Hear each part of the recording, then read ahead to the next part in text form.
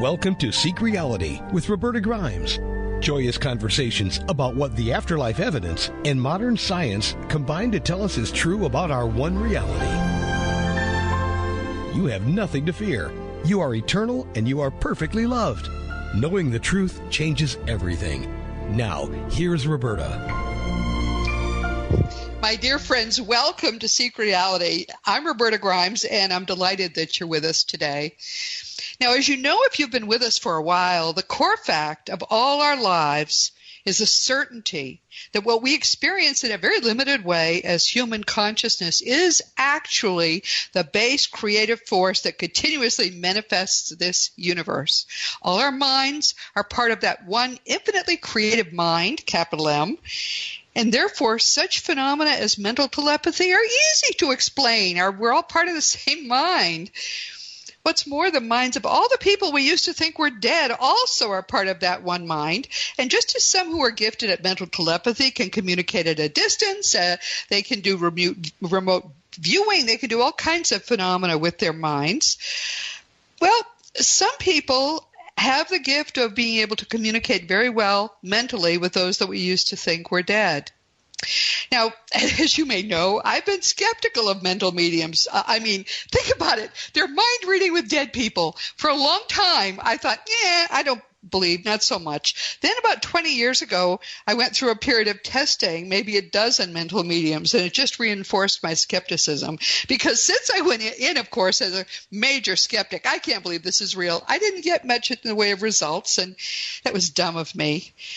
Much later, I've come to understand that there are some mental mediums who have truly extraordinary abilities. We've had some of them as guests as on Seek Reality before, and our guest today is another wonderful mental medium.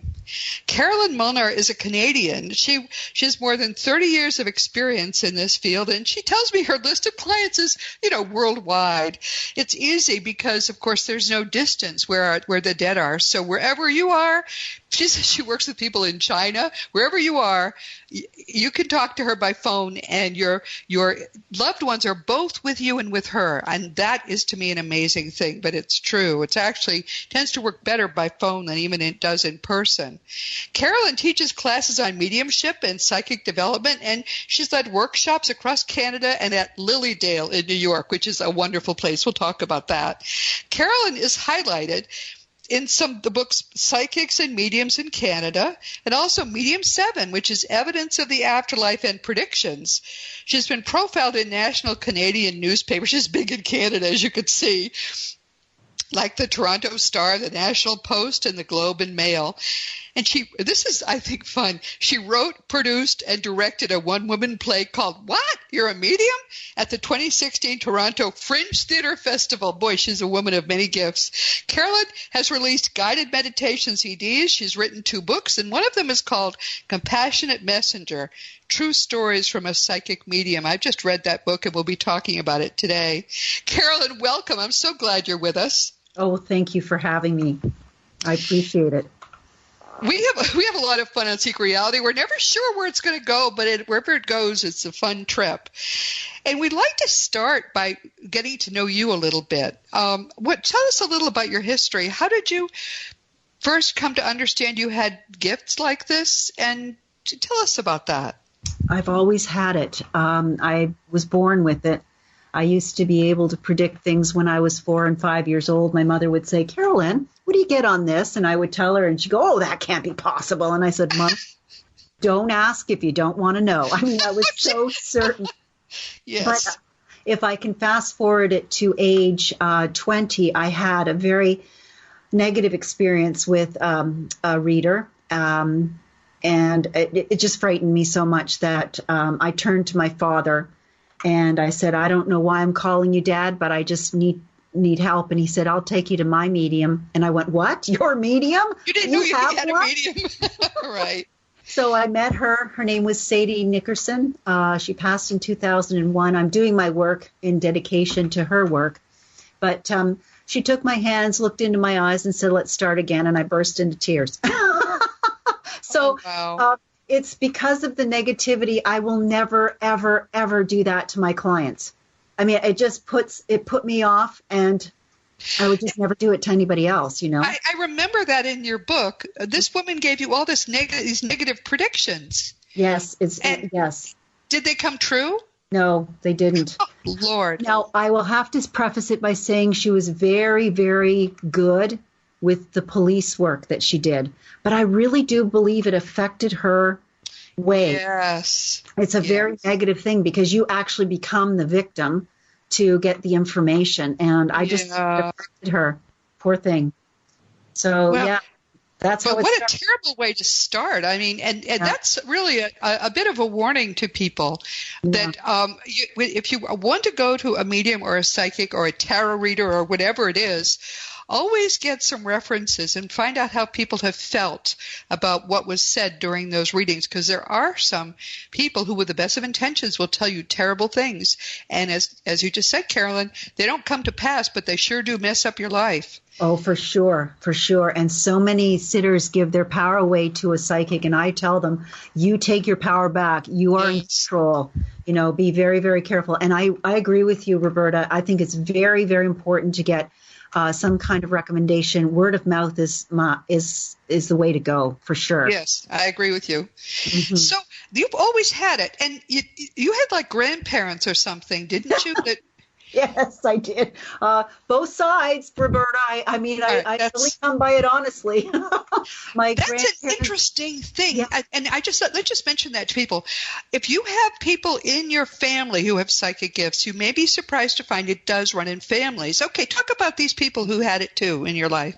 Well, my grandparents, my grandfather on my dad's side used to see a psychic weekly, which I do not recommend.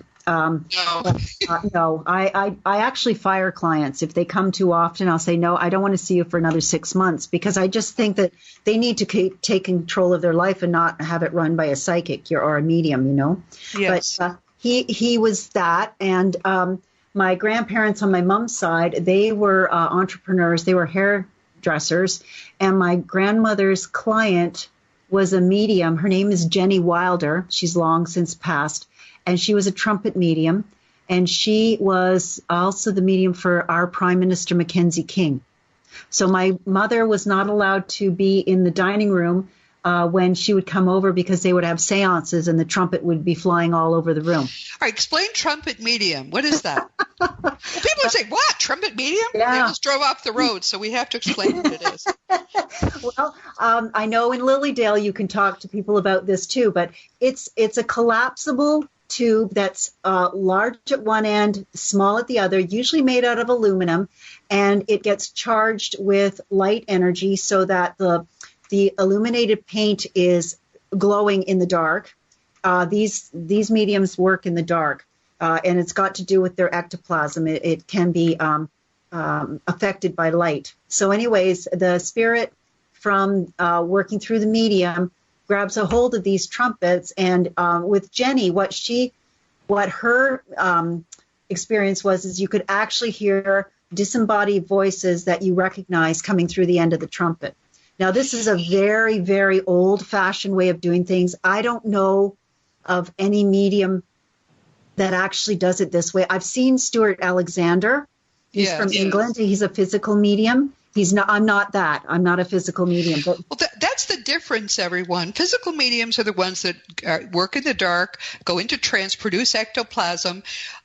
We have our wonderful friend, Dr. R. Craig Hogan, has been for more than a decade developing some physical mediums in his home, and it's working amazingly well. But you're right, it's a totally lost art. Now, nearly all mediums are mental mediums, and that can also work very well, just not maybe as fancy as the ones with the trumpets. Well, you know what, Roberta?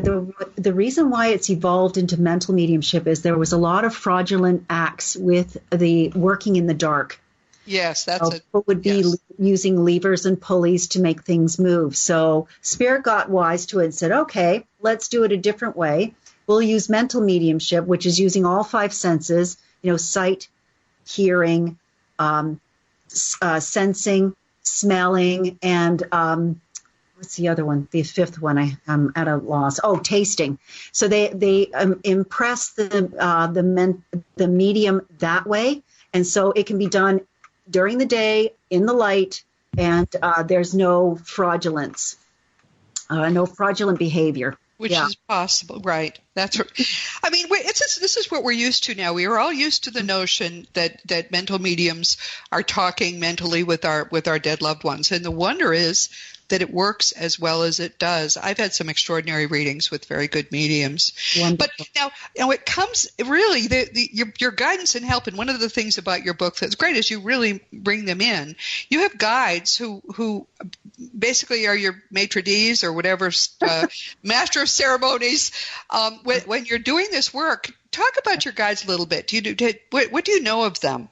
Very little, honestly. And I remember my mentor saying that your journey will be a journey of trust and faith. And to have the faith of a child, it sounds extraordinarily easy, but it isn't. So my guides change a lot just because of the road I decided to take. Doesn't make me any more special, just puts more demands on them. So they change often. You don't have like one buddy who's like your major guy. No, it's a group. Fascinating. Okay. And they are here according to what I am learning or how my work is moving along. So, they have millennia of experience and certain things they know very, very well. So they are here to help. They are not our guardians, which are our loved ones that we know. Yes. These guys are assigned to us according to where we are in our life plan. Mm-hmm. So you're a medium out in the world. Yeah. Are you picking up things all the time? You walk into a restaurant and you're picking up things about people in the restaurant, or can you turn it off? I turn it off for a very good reason. I was actually hospitalized in 2004 because I had overdone it. I just dear. My central nervous system, and so it was a huge lesson learning for me. I do not go on unless I'm working. And that's because I want to be like my mentor. I want to be able to do this till the ends of my days, and I have to conserve energy. It's basically that's the reason. So no, I'm not on all the time. And I really think that that's like psychic assault. You're picking up information that's none of your business. You know what I'm saying? But how do you turn it off? Because people are curious to know how this really works inside your mind. Do you just say to your guides, I'm off duty tonight and go in the restaurant? Well, because I've been doing this for so long, Roberta, it's an automatic thing. But if something starts trickling in, I'll just say, no, not now, not appropriate. And if you want me to read for them, have them give me a shout. It's like I'm not doing this. Oh, okay. Yeah. But it's very, very rare that would happen to me anymore. Yeah. How does it feel to be a medium? I mean, of course, you wouldn't know how it feels to be like us. So, but are you more alert in general to what's around you, and not just human, messages, but are you communicating with birds, with plants, with the environment more? Do you think than most of us are? Very aware. I'm very aware that even inert objects have energy. If you take it down to the molecular level, there's energy, like the atoms and stuff like that. So I'm very aware of that. I remember I was in a borough in England and I wanted to take a stone home. And there was a friend who had divining rods. And I said, would you please, let's ask to see if we're allowed to take any stones out of the borough. And the answer was no. Oh, and my. And then I said, well, can we take one outside of the borough? And it swung out. Absolutely, yes. So, it's fascinating. These divining rods are just so magical. So, I just believe everything has a conscience or a energy or whatever you want to call it. Yes. Yeah. What's interesting to me is that when I first understood that everything is composed of consciousness energy, that was when I first thought, maybe rocks or, maybe all these inert objects, maybe a car. But it starts to boggle your mind when you think all of this stuff is on some level alive and or conscious. However, I remember reading once about a long time ago when I was reading evidence. Someone said that there was a planet in the solar system, universe, much bigger than the solar system, planet in the universe, where the life is silica-based. So if we want to incarnate there, it feels normal to us when we're there, but if someone else comes who has a carbon-based body, not a silica-based body, we seem not to move at all because we're moving very slow. What do you say? Yeah, are you telling me you think that's true? Well, you know what? I've also heard that there are atmospheres that are chlorine-based. So there was no way we could live there. Absolutely no way. Not in this body. And so we did have a different body.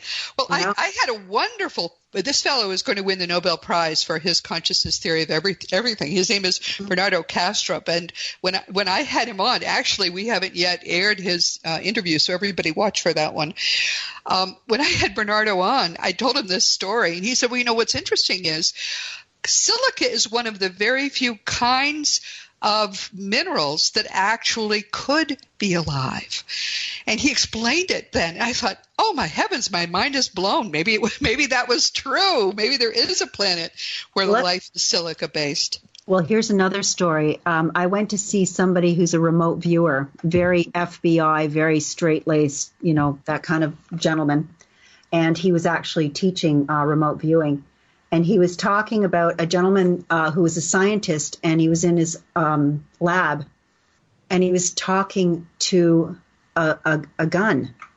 And the guy was saying, "What are you doing?" And he says, "I'm asking permission to change the shape of the gun, and it will work so much easier if I ask permission." Isn't that something, even from a scientist? That is boggling. Yeah.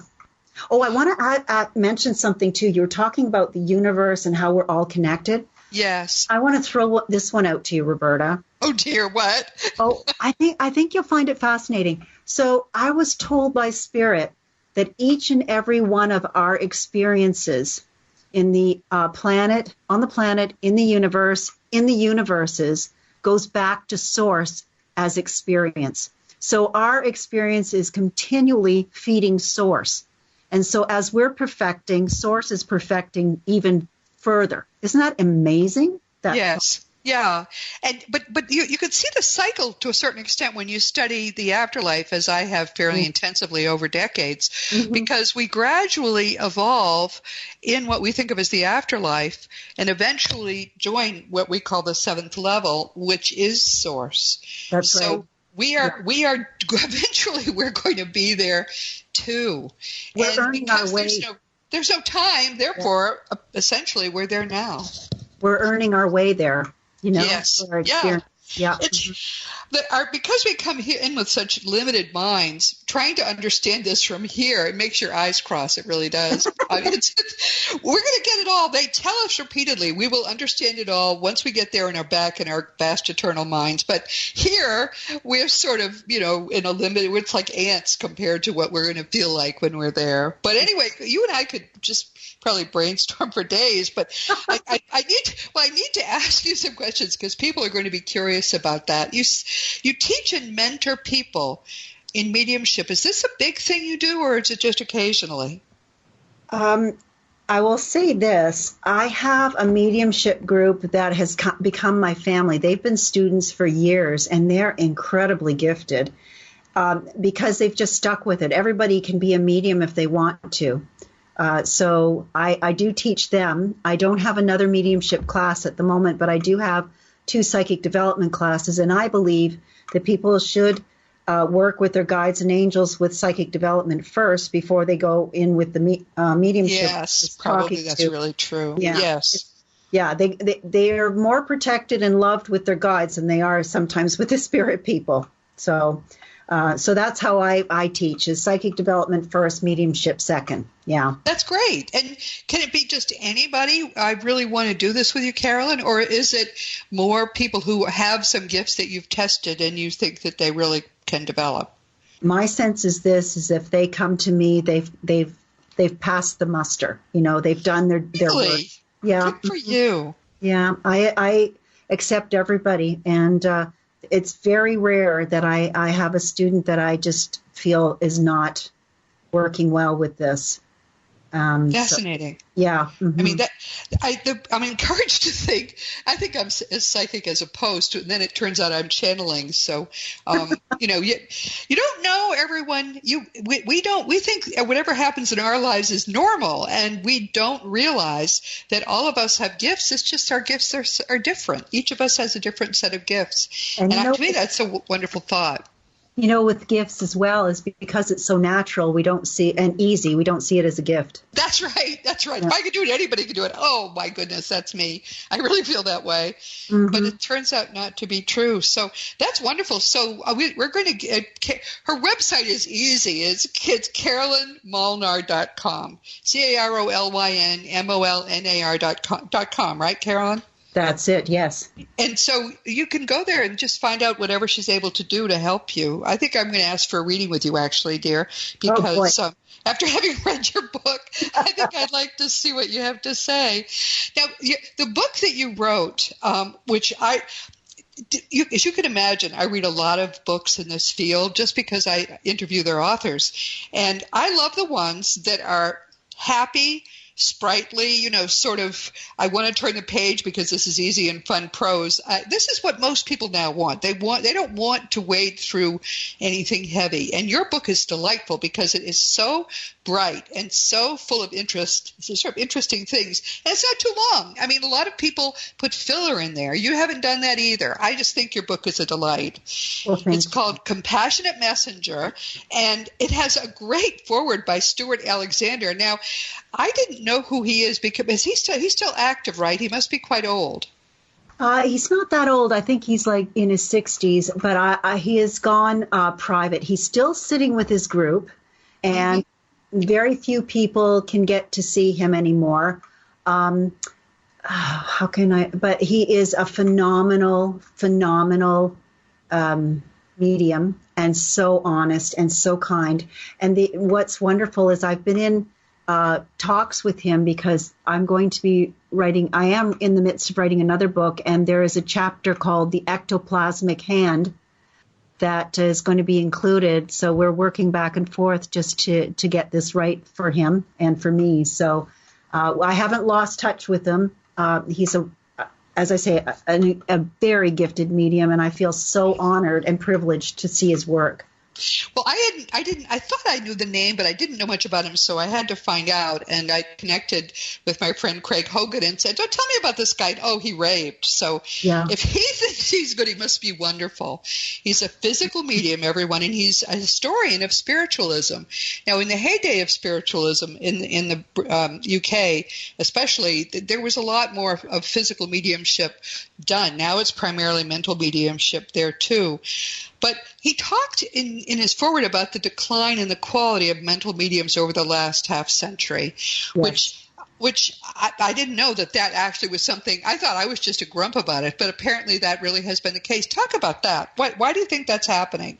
I think we've gotten lazy, really. Okay, well, that's true, yes.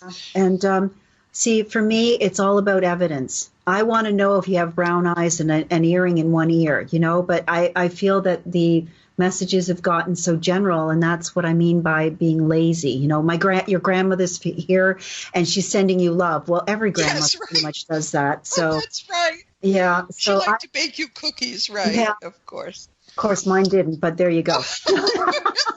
She was too busy being a medium. No, yeah. I mean, she was running a store or whatever she was doing. But so you think it really is the case? How do we turn that around? I think that the sitters or clients have to be discerning and stop going to people that give mediocre messages. Now, I will say this, not every message is the same for every client that I have. A lot of the clients have to watch what they bring to the table in the way of their attitude and their beliefs and their skepticism. Right. There's wrong with well, there's nothing wrong with healthy skepticism, but you need to be open to receive, right? Or else Spirit says, you know what, it's too much work. Forget it. I'm not doing this. Yeah, exactly right. Yeah. You go see someone else, So. Yes. No, I've learned my lesson because I have had readings with a few very good mediums, but I know what you mean. There are some who give you such general information. A female could be a grandmother, a cousin, or whatever, and she has dark hair and she loves you. Well, there's I don't know who that is. On the other hand, there was someone who pointed to her eyebrow, and she said, "Why is your mother pointing to her?" She knew it was my mother. She knew her name. "Why is she pointing to her eyebrow?" Well, that's evidential. Nobody could know that. That's the kind of thing which I think we all hope for. Is there a registry? I mean, I know of a couple, and I don't know if there's one that you think is really good where people have been tested, or do you think that makes sense either? Because I've tried some that were on registries, and they really, really were not that different from some that were not. I really don't know that. I'll tell you, I learned a big lesson from the Diana, Princess of Wales. I just don't read about myself. I just don't. Because, I could do... Is that what Diana said? Really? Oh, yeah. She used to read about herself in the newspaper and get so depressed. And I thought, I'm not doing this. No. Because it's somebody's opinion. It's not necessarily truth, right? So that's right. Yeah, I have not heard of a registry, although Donna Smith Moncrief's book, Medium 7, lists about 18 mediums that she actually interviewed and actually came and watched them work without letting them know. So it was sort of her way of figuring out who would make the book and who wouldn't.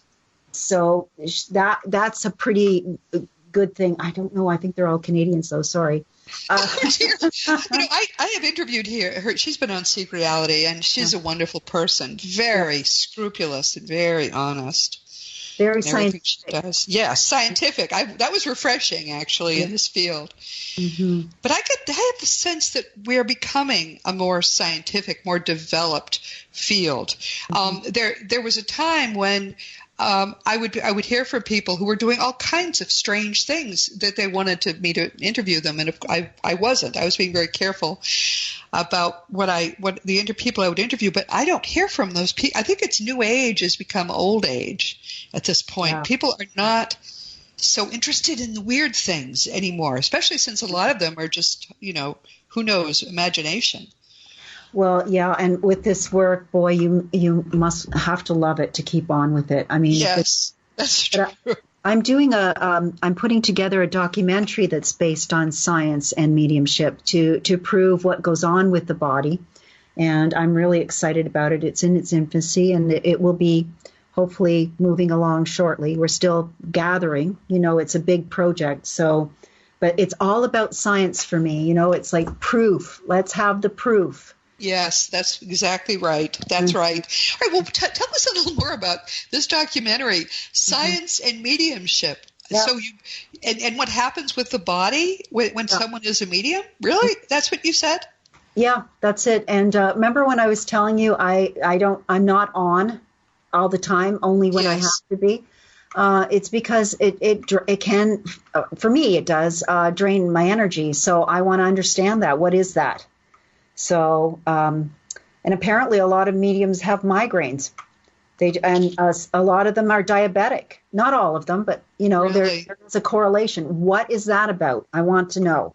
What's interesting is that seems to be a problem. People who are physical mediums and go into trance or produce ectoplasm seem to, a lot of them, develop diabetes and other sort of diseases of stress that shorten their lives. Yes, it's true. It pulls energy from different organs. I know I've been sitting in audiences and I'm doubled over.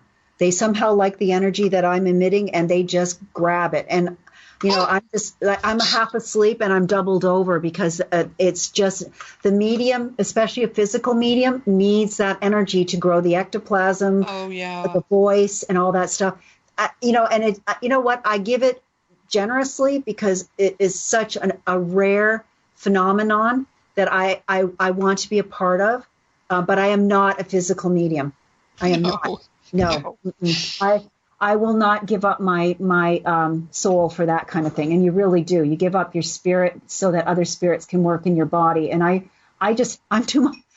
I want more control than that. For sure. Well, not everybody is called to do, as we know, a lot of things. I think that we each have guides. We each made plans before we came in, and we have guides who help us fulfill our plans. And clearly, this is what you had come in to do, Yes. and now you're doing it. Yes. One thing you said in your book, I'd just like to mention. You said my clients tend to be about 90% female. Yeah. There are very few men who work in my field. Why is that?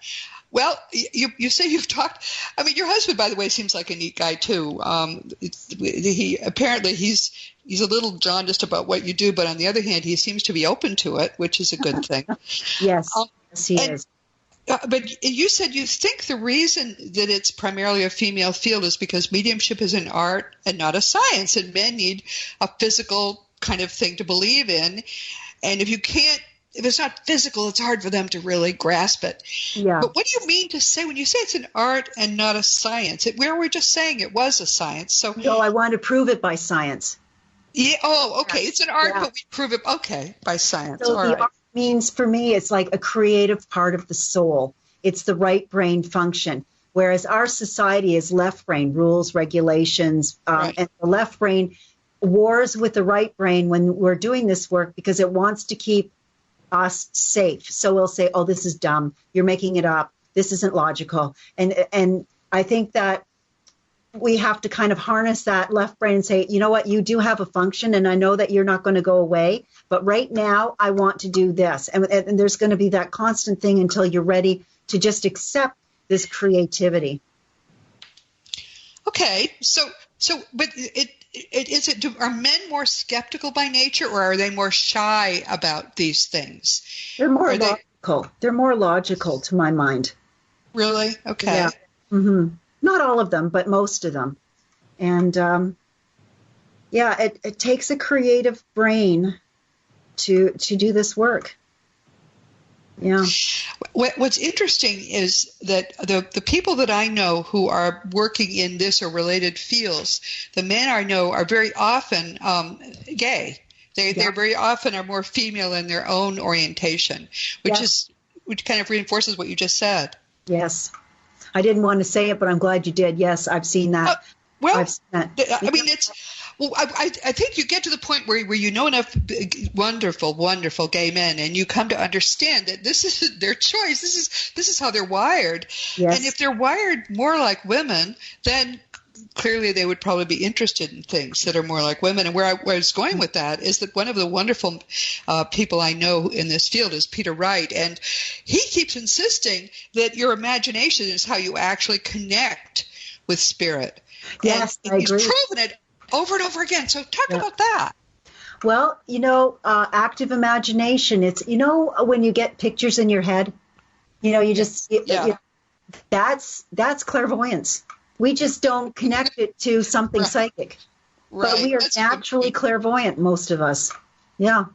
So, and that to me is active imagination. But I pay attention to that because that has a lot to do with the work that I'm doing, for sure. Mm-hmm. One of the things I wanted to make sure we just mentioned is Lilydale, which you love. Now, tell people about Lilydale. It's a magical place. It's the largest spiritualist community in the world. It's located half an hour west of Buffalo, New York, and it opens its doors to the public. I believe it's the last part of June till Labor Day weekend, and in that time, the mediums and visiting mediums provide workshops. They've got a workshop book that you can get on lilydaleassembly.com. It won't be ready probably till February or March next year for 2020. And they have a healing temple where they have 2 services a day where you can get spiritualist healing. They have the Stump and the Forest Temple services where you'll hear mediums work 3 times a day. They have restaurants and a hotel on and off the grounds. They've got a library that has incredible works and information, a post office, a firehouse. It's a little community. And as I say, it opens its doors in the summer to those who are seeking information.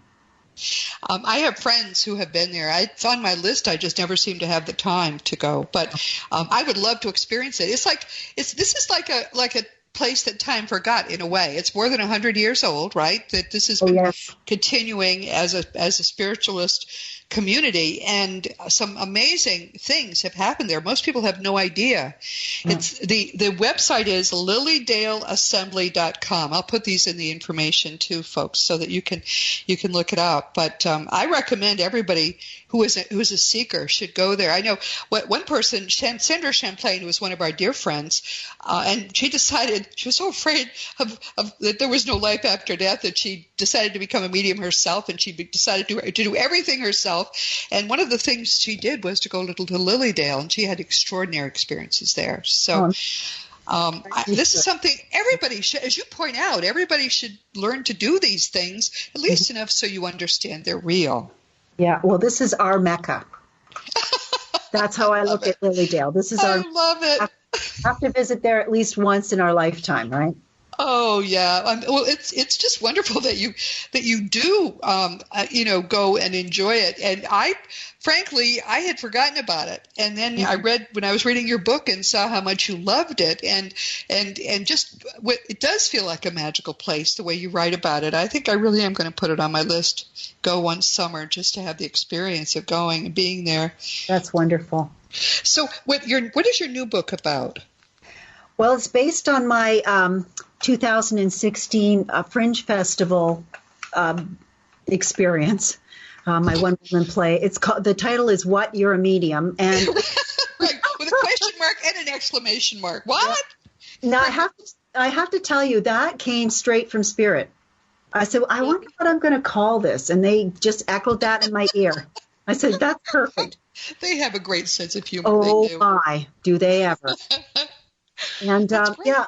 So it's more about the play, though. I mean, what was it about? Somebody who developed mediumship, or what is the play about? Well, this was the first time ever in Toronto, Ontario, Canada, to have a play like this, and it was basically me teaching people about this work and then giving readings to the audience. Oh wow! Yep. Good for you. It was really funny because there were only 10 slots for a 90-minute play, and they called number 10, and it was my name. I jumped out of my seat and screamed and ran out of the room. I was so shocked. Oh, but wow. I thought, you know what? Spirit wants me to do it. I will do it. So I put my head to it, my thoughts to it, and Spirit helped me, and that's what it was 9 shows of teaching people about mediumship, especially the myths. Oh, my gosh, there's so many of them. I know. Oh.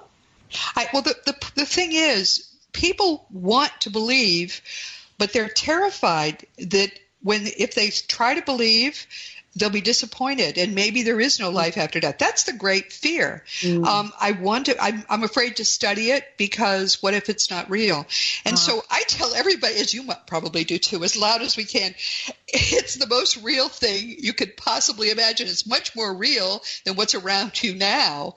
It's real. And so the fun you can have in this lifetime just studying it, exploring being a medium, or going to good mediums, and going to Lilydale, and going to sit with a physical medium at some point, and just learning yourself how to communicate with your own guides, because to me that's a whole other area which we have not explored nearly enough. But there is so much you can do with your life to enrich it, because all of this really is entirely real.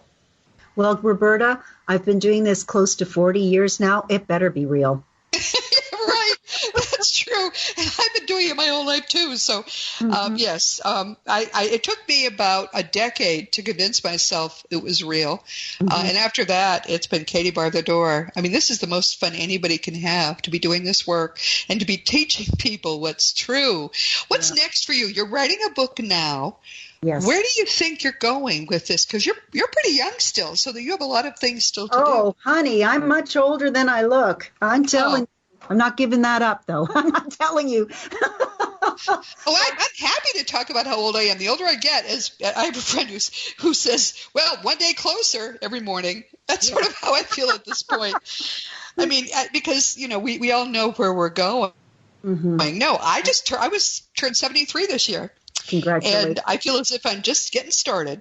Yeah, me too. Me too. Well, I'll tell you the next thing. My vision is with this documentary that I get to show it in various venues and film festivals and have a Q&A after so that we can talk.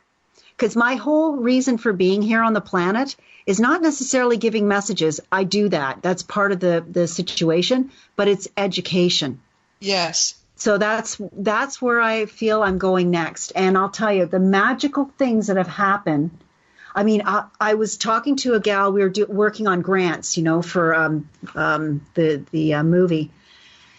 And I'm sitting here at my computer because I'm on with her on Zoom. And all of a sudden, this curtain of white, sparkly stuff comes waltzing into my room. I stopped the conversation. And I said, I can't believe what I've just seen. And I told her, and she said, got goosebumps. And I said, me too. I don't see stuff like that. But when I know I'm on point, Spirit makes it completely and utterly real for me. So that's where I'm going with this, Roberta. And I do hope that I meet a lot of like-minded people like you. This has been just such a gift just to talk with you about it. Aren't you sweet? Well, I love talking with you because the thing about doing this work, everyone, is that there are so many good people in this field who are working so hard to get the truth to you. Because when you understand that your life really is eternal, it's impossible for you ever to end. You never began, you never will end. I say that every time we talk. But when you really get what that means, there's nothing in your life that is not going to be transformed for the better. The fact, what Carolyn is trying to do is to help people understand you really can think in an eternal frame because you are eternal. And there's no way that that's not true. That's what I'm trying. She and I are basically doing the same shtick. We're trying to help. However, each person will listen a little bit differently and will need probably evidence in a slightly different way. But once you really get this, it changes everything. And when enough people on earth understand that life really is eternal, it's impossible to die, there'll be no more wars, there'll be no more anger or hatred or any of the things that we decry now. The solution to all of humanity's problems is what Spirit is trying to do now, which is to roll out to everybody the fact that, hey, this is not just a one-act play. This is an eternal, eternal life. Yes. And so thank you for what you're doing. I mean, it's a gift to the world, what you're doing. Well, that's very kind. Thank you. Yeah. So what do you want people to take? We're almost at the end of our time. I know it goes very fast. Oh my gosh. But what would you like people to take away from just hearing you? Be very, I'm big about psychic scams, I have to tell you. I want your listeners to be very careful and discerning about who they choose. Know that you are in control of your life and that a psychic or a medium is there to give you signposts, and you decide whether or not you want to take it or go a different route. The mediums are there to support you, touching in with your loved ones. I'm very hesitant with mediumship at times because I find that I am not a psychologist, right? And I'm not a grief counselor. And I want people to understand that I'm only one tiny part of the solution to just working with their grief and their loss. So be very careful about that. Don't get caught up with, leaning on a medium when you can do it yourself. And if you really would like to touch in with your family, meditate. Your loved ones will reach out to you when you're quiet. And that's very difficult at this time. We're very busy people. And we don't know. The TV's always on, yes. Yeah, we don't know how to sit still. And if you can sit still, be quiet, and focus on what you want to reach out to, who you want to reach out to, after a while, it will happen. Now, don't say, oh, my gosh, this is unbelievable. I can't believe it's happening. Just accept what you receive. Yes. Mm-hmm. Yes, exactly. Yeah, no, that's beautiful. Thank you so much for being here. We'll have to do this again. I would love that. Thank you, Roberta. Everybody, this has been Seek Reality with Roberta Grimes, and I'm really glad you could be with us today. This has been fun. Please never forget that you are a powerful, eternal being. You never began, you never will end. And when you really get what that means, your whole life is going to be energized with joy. Our guest next week will be Dr. Scott Taylor. He's the president and executive director of the Monroe Institute. This is another great place, Carolyn. No kidding. A wonderful place and wonderful people. The Monroe Institute is the legacy of the great 20th century astral voyager Robert Monroe. And if you haven't yet read his books, those should go to the top of the list right now. They're Journeys Out of the Body, Far Journeys, and Ultimate Journey. I read them when they came out in the 90s, and I have to tell you, I still live in those books. You must read them. And I think one of the things that, astral travel is not necessarily my shtick, but you learn a lot from someone like Dr. Monroe, who was so fearless in what he did. And Scott Taylor has been a trainer for the Monroe Institute for 50 years now. No, I think it's only 30 years. 30 years, I made him older than he is. He's an expert in the use of binaural, I can't say this word, beat technology. They use this for getting into a state of being able to astral travel. And he's the author and voice of 6 best-selling CDs of guided meditations on near-death experiences.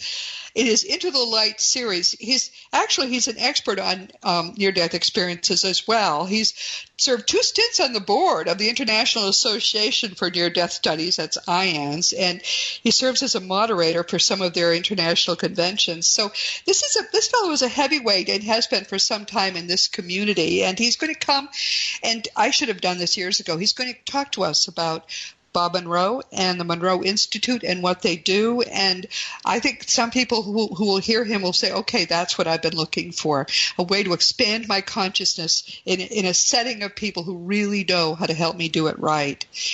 This week we've been talking with the lovely Canadian medium Carolyn Molnar, whose book is Compassionate Messenger. It's really a light account of Carolyn's experience as a medium, and it's a fun account. As I say, I became quite engrossed in it.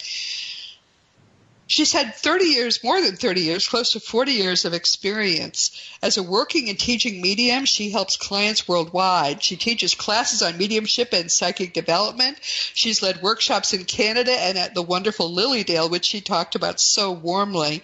Her website is carolynmolnar.com, and I'll put that in the notes too. She's one of the few precious, really, really good, genuine mediums whose work is helping to pave the way toward our next stage of human understanding, when everybody will understand the truth of what actually is going on. I look forward to that so much. Now, as you know, my nonfiction books are Liberating Jesus, My Thomas, The Fun of Dying, The Fun of Staying in Touch, The Fun of Growing Forever, The Fun of Living Together, and soon, I promise, The Fun of Loving Jesus, Embracing the Christianity that Jesus taught. For young children, there's The Fun of Meeting Jesus, and also we're soon to publish The Fun of Growing with Jesus, which is about the death of a dog and how Jesus helps children with that. You can order all my books through bookstores or on Amazon, and the adult books are also, of course, available as audiobooks.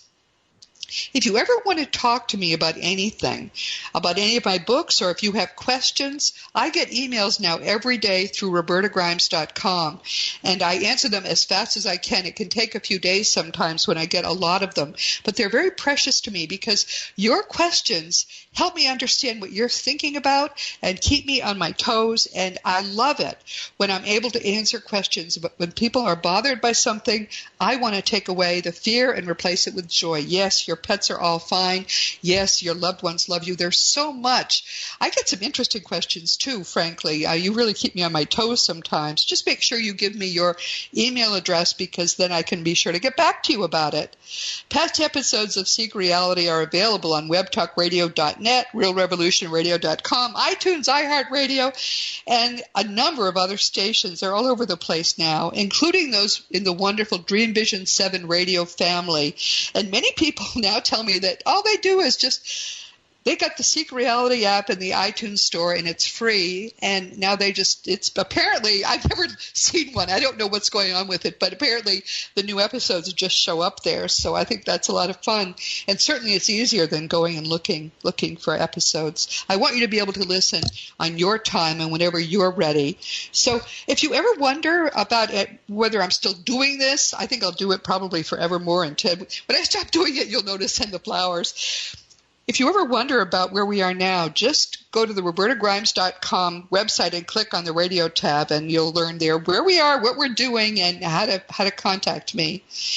If you enjoy these weekly conversations, remember that there's a new blog post each week on RobertaGrimes.com, and we have some wonderful, very lively, I must say, discussions about all the things that people are interested in on my blog. So try that out too.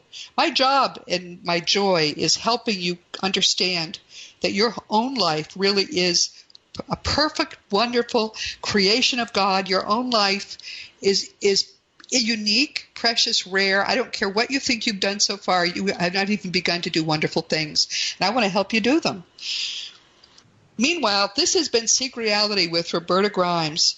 Please enjoy and please make the most of this coming week in our one reality, knowing that you in particular are a powerful, eternal being, and you, most of all, are infinitely loved. You've been listening to Seek Reality with Roberta Grimes. Roberta blogs and answers questions at robertagrimes.com. Join us every week as we explore what the afterlife evidence and modern science combine to tell us is true about the one reality we all share. Knowing the truth changes everything.